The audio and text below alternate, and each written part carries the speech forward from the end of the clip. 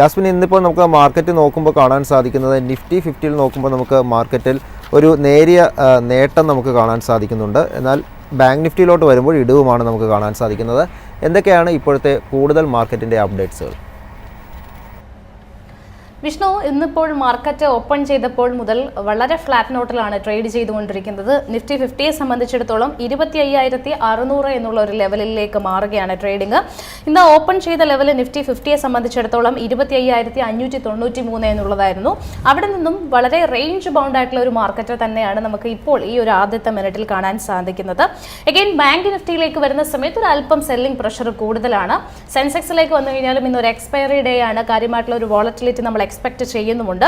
മാർക്കറ്റിനെ സംബന്ധിച്ചിടത്തോളം ഇന്ന് ഇൻഡെക്സുകളിൽ ഏറ്റവും അധികം പെർഫോം ചെയ്തുകൊണ്ടിരിക്കുന്നത് തുടക്കം മുതൽ തന്നെ 0.5% കൂടുതൽ ഓട്ടോ ഇൻഡെക്സിൽ ഒരു മുന്നേറ്റം നമുക്ക് കാണാൻ സാധിക്കുന്നുണ്ട്.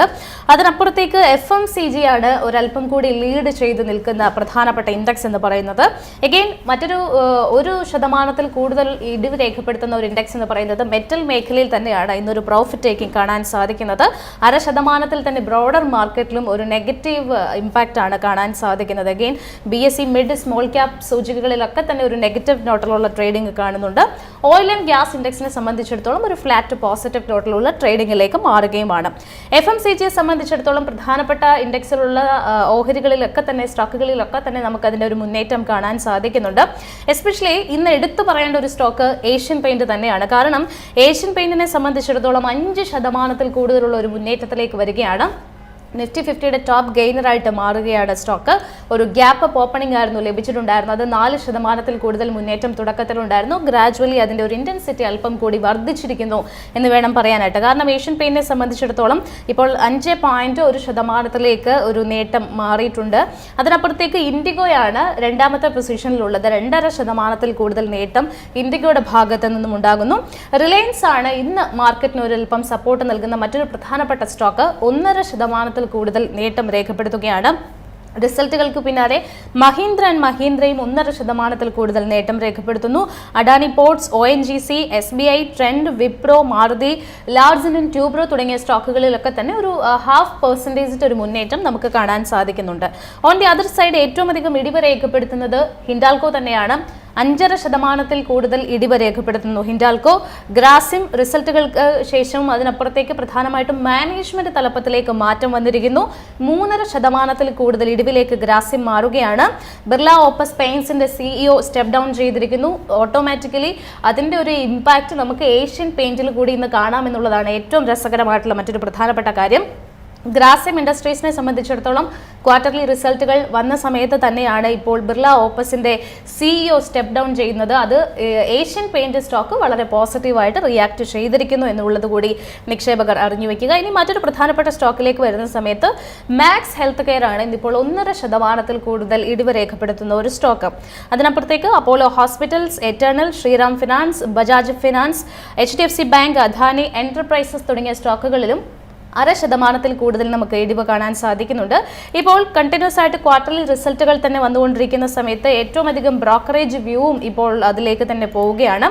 എസ്പെഷ്യലി അഡാനിയെ സംബന്ധിച്ചിടത്തോളം ഏറ്റവും അധികം റിപ്പോർട്ടുകൾ വന്നിട്ടുണ്ടായിരുന്നത് അഡാനി പോർട്സിനെ സംബന്ധിച്ചിടത്തോളമാണ്. മികച്ച നമ്പേഴ്സ് ഇത്തവണ കൊണ്ടുവരാൻ സാധിച്ചിട്ടുണ്ടായിരുന്നു. ഇന്നത്തെ ഒരു മാർക്കറ്റിൽ അഡാനി പോർട്സിന്റെ ഓഹരികൾ ഒരു പോസിറ്റീവ് നോട്ടിൽ തന്നെയാണ് ട്രേഡ് ചെയ്യുന്നത്.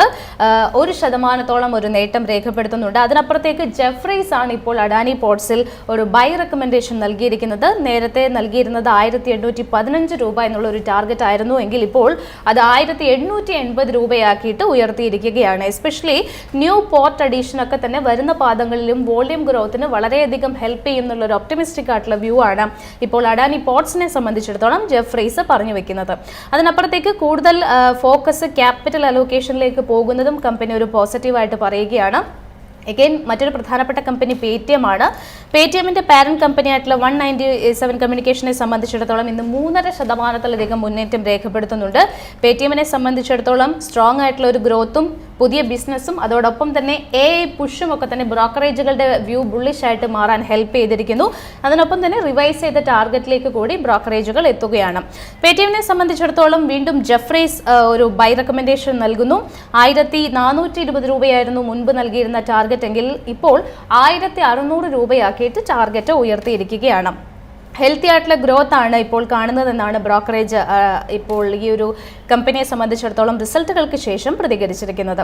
ഇനി മറ്റൊരു പ്രധാനപ്പെട്ട സ്റ്റോക്കിലേക്ക് വരികയാണെന്നുണ്ടെങ്കിൽ മഹീന്ദ്ര ആൻഡ് മഹീന്ദ്രയ്ക്കും JP മോർഗൻ ഒരു ഓവർ വെയ്റ്റ് കോളാണ് നൽകിയിരിക്കുന്നത്. ക്വാർട്ടർലി റിസൾട്ടുകൾക്ക് ശേഷം മഹീന്ദ്ര ആൻഡ് മഹീന്ദ്ര എന്നിപ്പോൾ ടോപ്പ് ഗെയിനറാണ്. 1% കൂടുതൽ നേട്ടം രേഖപ്പെടുത്തുന്നുണ്ട്.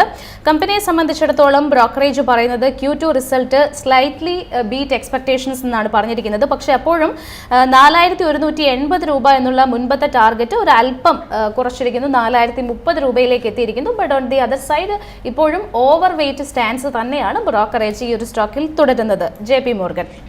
ഇനി സൺഫാർമയാണ് അവസാനമായിട്ട് പറയാനുള്ളത്. ഒരു ഓവർ വെയ്റ്റ് നൽകിയിരിക്കുന്നു ബ്രോക്കറേജുകൾ. അതിനൊപ്പം തന്നെ നേരത്തെ നൽകിയിരുന്ന 1948 എന്നുള്ള ഒരു ടാർഗറ്റ് ഇപ്പോൾ 2026 രൂപയാക്കിയിട്ടും ഉയർത്തിയിരിക്കുകയാണ്.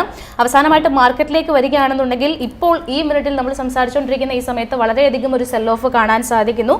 ഒരു നെഗറ്റീവ് നോട്ടിലേക്ക് നിഫ്റ്റി 50 മാറുകയാണ്. 50 പോയിന്റുകളുടെ ഇടിവ് രേഖപ്പെടുത്തുന്നു. വിഷ്ണു.